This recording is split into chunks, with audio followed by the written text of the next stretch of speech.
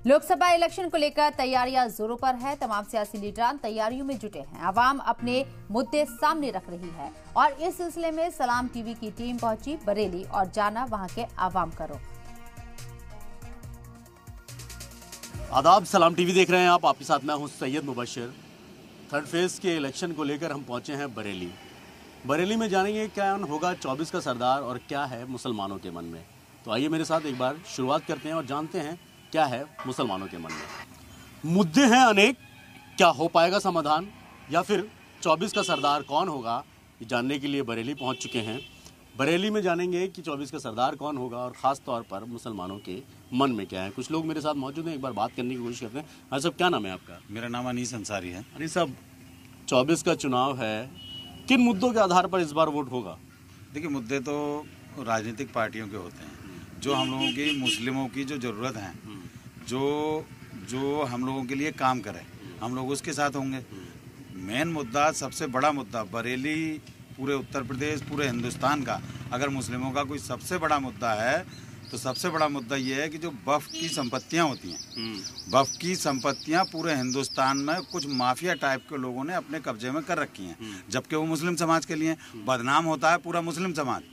और कुछ लोग माफिया बन के वहाँ मठाधीश बने बैठे हैं। उनको मैं तो ये चाहूँगा कि सरकार जो है इनसे मुक्त कराए उस ज़मीन को, चाहे वहाँ अस्पताल बनाए, चाहे वहाँ विद्यालय बनाए, चाहे वहाँ यूनिवर्सिटी बनाए।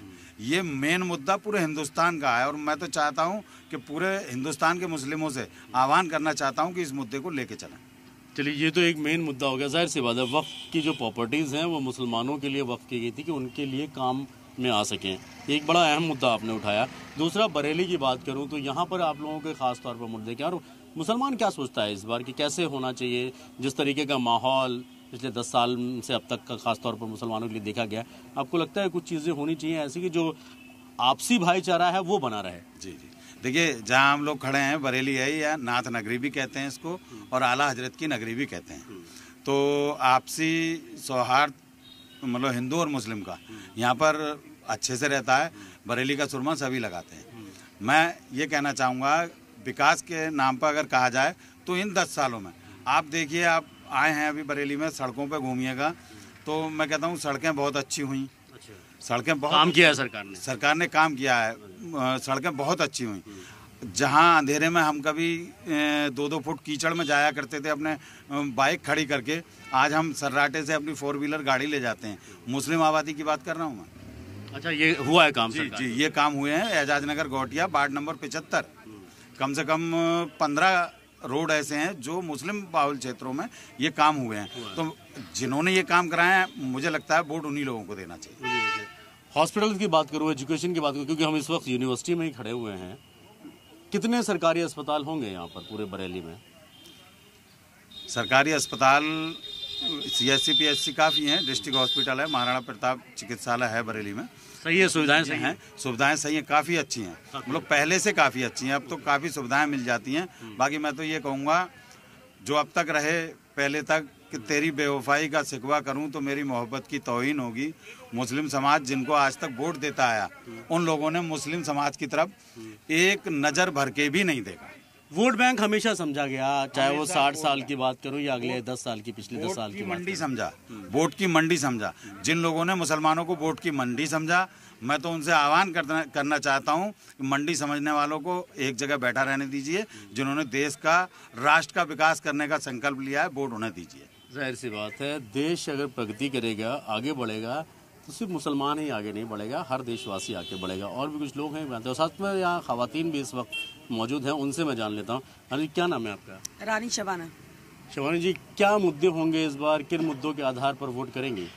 विकास के मुद्दों के आधार पे। विकास पे? जी, बरेली में विकास हुआ है और बरेली में बहुत हाईवे बहुत बने हैं, पुल बने हैं इस सरकार में, और जगह जगह चौराहे जो हैं बहुत सुंदर बने हैं। लोग देखने आते हैं बरेली में, आए दिन देखो लोग सेल्फी चौराहे पे खड़े होकर खींचते रहते हैं। पहले कुछ नहीं था, हुआ बहुत गंदगी थी, आजकल रोड भी बहुत साफ सफाई हो गई। एक महिला होने के नाते अगर मैं चाहूँ, गृहस्थी चाहे वो महंगाई की बात हो, बहुत सारी चीज़ें आपने कहा, साफ सफाई ये भी महिलाओं के लिए बहुत ज़रूरी होता है।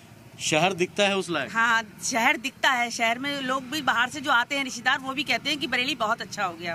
अच्छा हो गया। हाँ। क्या मन में क्या है फिर इस बार मुसलमानों के? मन में ये है कि जो विकास कर रहा है, जो काम कर रहा है, उसी को वोट देंगे। उसी को वोट। चलिए, अच्छी बात है कि डेवलपमेंट पर वोट मिलेगा।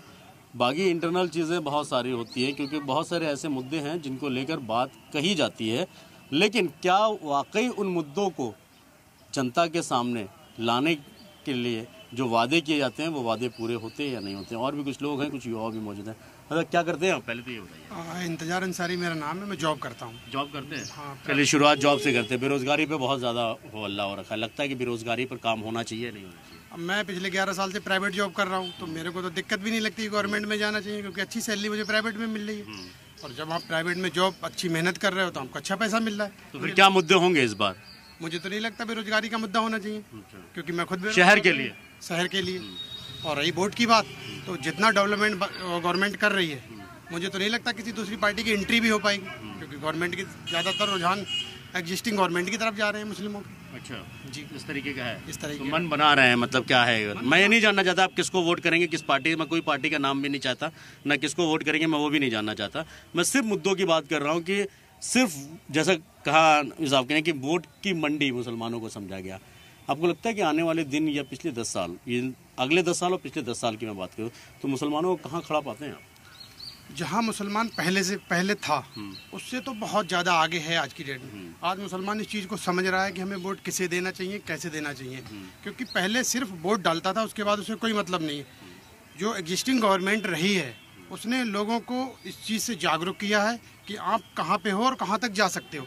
हर आदमी को ट्रांसपेरेंसी दी है, हर आदमी को ट्रांसपेरेंसी दी है, अपने अधिकार पे लड़ने की ताकत दी है, और बहुत सी ऐसी योजनाएं दी हैं जो पहले कभी नहीं मिली। इलाज के दौरान बहुत ज़्यादा परेशान होते थे लोग, आज इलाज के दौरान बहुत ज़्यादा परेशान लोग होते थे, आज उन्हें आयुष्मान कार्ड दिया।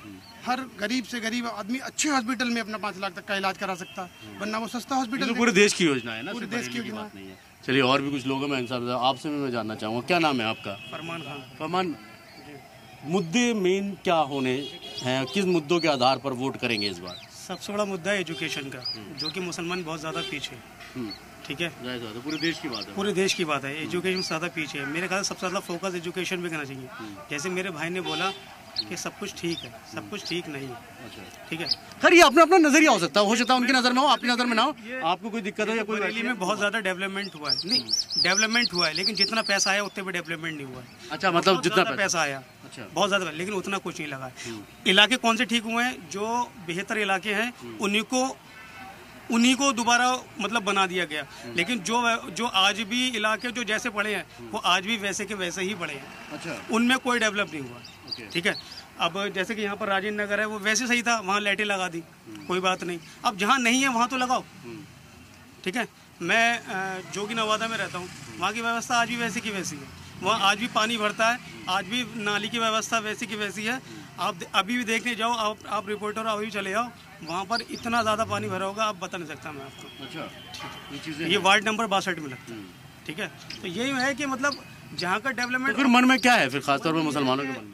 मुसलमानों के मन में ये है कि वोट उसी को देना चाहिए जो हम लोगों पर फोकस करे।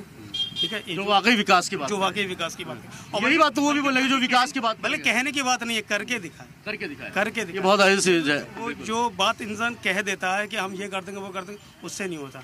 करके दिखाना है, हकीकत में करके दिखाना, जमीन पे काम होना चाहिए, जमीन पे काम होना चाहिए। खैर ये दोनों के आपसी नजरिए हो सकते हैं जहाँ वो रहते हैं वहाँ पे इलाका बहुत अच्छा काम कर दिया इसलिए वो खुश है। वो मौजूदा सरकार हो या पिछली सरकार हो, कोई भी XYZ कर सकता है।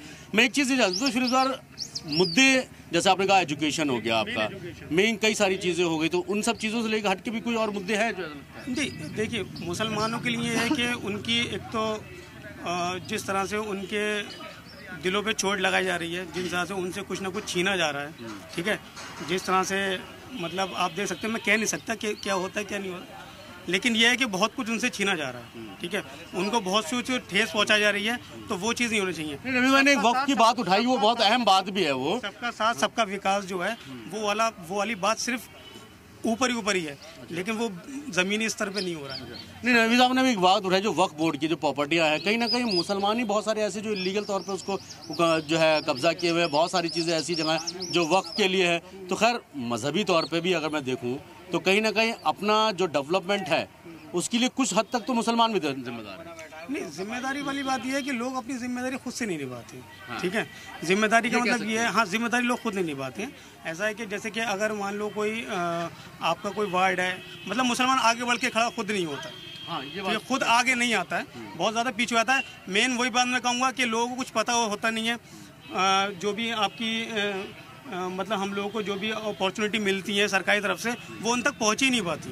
ठीक है, उनके कानों तक भी नहीं पहुँच पाती, जिससे वो बहुत ज़्यादा पिछड़े हो। वजह इसके पीछे की वजह यह है कि वही एजुकेशन पता ही नहीं है, कुछ नहीं पता है उन्हें कुछ भी नहीं पता है। मुसलमान कहीं ना कहीं मोरली और एजुकेशन तौर पर मजबूत होने की जरूरत है। ये मेन एजुकेशन बहुत मजबूती होना। जाहिर सी बात है कि ये इस्लाम में भी इस चीज़ को कहा गया कि अगर तालीम हासिल करनी हो तो और चीन भी जाना पड़े तो जाइए। लेकिन ये मुसलमानों की मैं बदकिस्मती कहूँ या उनका ढुलमुल रवैया कहूँ कि तालीम के हिसाब से जिस तरीके से मुसलमान पीछे हो रहा है, उस पर कहीं ना कहीं जोर देने की ज़रूरत है। क्या नाम है आपका? मेरा नाम जावेद अंसारी है। जावेद साहब, इस बार किन मुद्दों के आधार पर वोट करेंगे? वोट करेंगे हम इन मुद्दों पे, जैसे हमें जो सुविधाएं मिली हैं उसके हिसाब से बात करेंगे हम कि ये जो बरेली के अंदर प्रधानमंत्री आवास योजना जो बनी है सबसे ज़्यादा मुस्लिमों को मिली है। मुस्लिमों को पूरे देश में प्रधानमंत्री आवास योजना तो पूरे देश में जहाँ पे जिसकी आबादी ज़्यादा है उसको ज़्यादा मिला होगा। नहीं, मुसलमानों को यहाँ ज़्यादा मिले हैं, 70% मुसलमानों को ही मिले हैं। और ये जो है आयुष्मान कार्ड, ये सबसे ज़्यादा मुसलमानों को मिले। इन्हीं मुद्दों पर हम चुनाव यहाँ पर वोट करेंगे। जी हाँ, जी। आगे ऐसा क्या है जो यहाँ पर होना चाहिए जो अभी तक नहीं हुआ है? फिलहाल तो सब ठीक ही चल रहा है, रोड वोड बढ़िया है यहाँ पर। कोई ऐसा मोहल्ला नहीं जिसमें कि आप बारिशों में, पहले ऐसे मोहल्ले थे कि आप बारिशों में जा नहीं सकते थे। हाँ, ट्रैक्टर पे बैठ के जाना पड़ता था, बाइक पे भी नहीं, ट्रैक्टर पे। आज आप जा सकते हैं ऐसे। अभी सब कुछ ठीक है, बेहतरीन। 90,000 तो लाइटें लगी हैं यहाँ पर। रात में आप कभी देखिए हैं घूम के, हर चौराहे पे, हर जगह, हर रोड पर लाइट होंगी आपको। पहले यहाँ पर छीना झपटी होती थी, चैन किसी की। अच्छा, प्रधानमंत्री मन से कहते हैं कि एक समाज से लेंगे और इनको दे देंगे अगर विपक्ष की सरकार आती है, इसको कैसे देखते हैं आप? प्रधानमंत्री को इस तरीके की चीजें बोलनी चाहिए? नहीं, प्रधानमंत्री जी ने तो अपनी पहले शपथ में, जब पहली बार वो प्रधानमंत्री बने थे, उन्होंने ये भी कहा था कि मुस्लिम के एक हाथ में कुरान और एक में कंप्यूटर होना चाहिए। तो कंप्यूटर ऐसे थोड़ी नहीं होगा ना कि आप मंच से बोलेंगे और कहेंगे कि जो है आपसे लिया जाएगा और खासतौर पर जिनके ज्यादा बच्चे उनको बांट दिया जाएगा। ये भी तो गलत है ना फिर? नहीं, ऐसा है, ये पॉलिटिक्स का मसला है, इसमें क्या। इसीलिए तो मैं कह रहा हूं, तो फिर आप पॉलिटिक्स की बात अगर आप कर रहे हैं तो पॉलिटिक्स भी उसी हिसाब से है। जब आप कह रहे हैं सबका साथ, सबका विकास, सबका विश्वास, मुसलमान ऐसे कैसे विश्वास रखेगा फिर आपका? जब एक तरफ तो आप कहते हैं कि एक हाथ में कुरान, एक हाथ में लैपटॉप देखना चाहता हूं मैं, दूसरी तरफ मंच से आप ये भी कह रहे हैं कि आपसे लेंगे और आप इनको दे देंगे, इनके ज्यादा बच्चे होंगे, तो फिर भरोसा तो कहीं ना कहीं वो होता है ना, उम्मीद टूटती है ना फिर। नहीं, जमीनी हकीकत पर यहाँ जो काम हो रहा है वो तो हमें मिल रहा है ना, वो हमने आपको बताया। आयुष्मान कार्ड मिला हमें। सर, वो तो स्टेट गवर्नमेंट की और केंद्र सरकार की रहता है, बिल्कुल दोनों की जिम्मेदारी है। वो तो एक नागरिक होने के नाते आपको मिलेगी, आप उसको अवेल करेंगे। लेकिन भरोसे की मैं बात कर रहा हूँ, जिस तरीके से मंच से कहा गया, प्रधानमंत्री ने दोनों बातें कही। प्रधानमंत्री ने कहा कि मैं देखना चाहता हूँ एक हाथ में कुरान हो, एक हाथ में लैपटॉप हो, ये भी बात कही।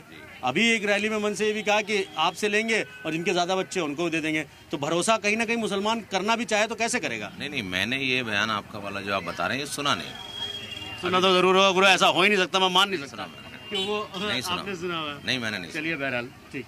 कुछ और खवातीन भी है, मैं उनसे भी बात कर लूँ। अरे, क्या नाम है आपका? मुस्कान खान नाम है मेरा। मुस्कान खान नाम है। मुस्कान, क्या करती हैं आप?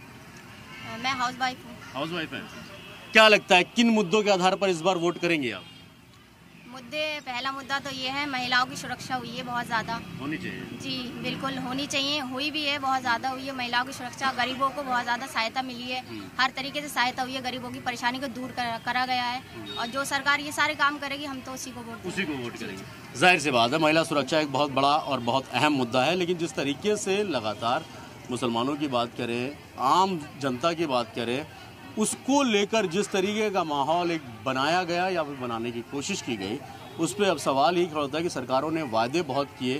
कोई भी सरकार आए, किसी की भी सरकार आए, सिर्फ जैसा कि पहले रवीना ने कहा कि वोट की एक मंडी की तरह मुसलमानों को देखा जाता है। अब आने वाले दिनों में क्या वाकई मुसलमान सिर्फ महज वोट की मंडी बनकर रह जाएगा? वीडियो जर्नलिस्ट महबूब खान के साथ सैयद मुबशर, सलाम टीवी, बरेली।